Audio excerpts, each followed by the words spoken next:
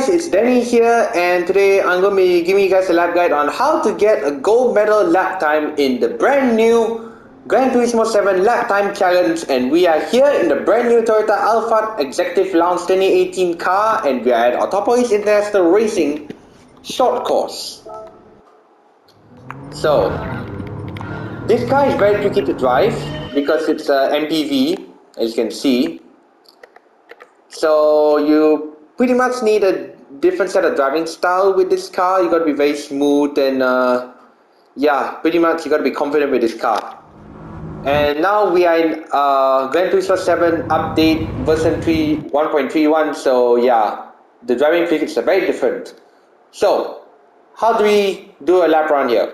Let me start. So running up the last corner here, you're going as wide as possible so you can get a very powerful exit here doing the slingshot technique, meaning you go very wide on the entry and then you can power out early like this. So you're going to carry more speed onto the start finish straight. So the shifting point for this car is when it starts blinking, like around now. Let it blink for like 1.5 seconds ish, then you start to upshift. So now heading to turn 1. Just as you pass the 100-meter board and the orange board, board on the wall, that's when you start braking in a straight line. So you are trigger braking, you're coming off the brake slowly, and look at my staying input, the red dot. The car's already sliding, I already lost the rear a little bit. So when the car is losing the rear, that's when you want to come off the brakes and you turn the car a bit gently, about 20 degrees of staying input. And when I get on the throttle, I'll probably be turning the car like a lot. As you can see, like I turn the car fully to the right to get the rotation going. So that's pretty much that sort of aggressive driving style you need. So once you pass the tarmac on the left hand side, once you pass the tarmac, you brake down the third gear straight away and pretty much just clip the curbs here.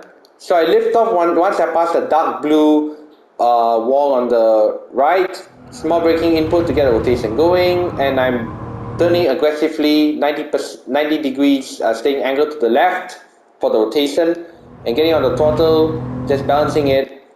So for the hairpin here, I'm braking at the end of the curb on the right hand side, straight line.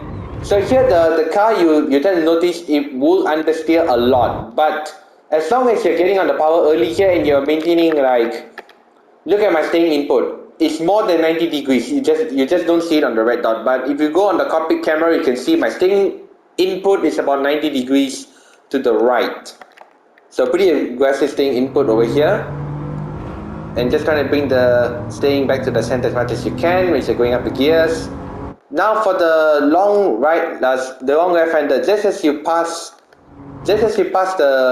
the orange board or the start of the inside curb for this long left-hander, that's when you want to lift off a little bit, go full staying input on the left-hand side, and just moderate the throttle to keep the car turning, facing the apex whilst minimizing the effects of the understeer. As you lift off and get down the throttle again, you're just trying to moderate the weight transfer of this car, given that it's an MPV, it has different physics. So, and you gotta the more you moderate the throttle, the more you're trying to balance out the weight distribution of the car.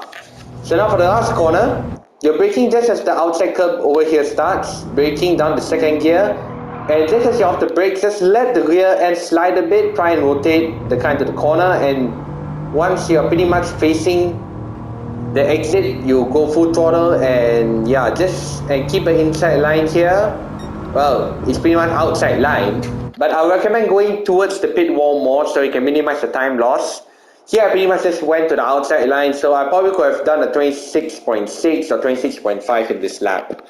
But then again, it's a brand new car, we are still studying the car, but this is pretty much how to drive the Toyota Alphard around here.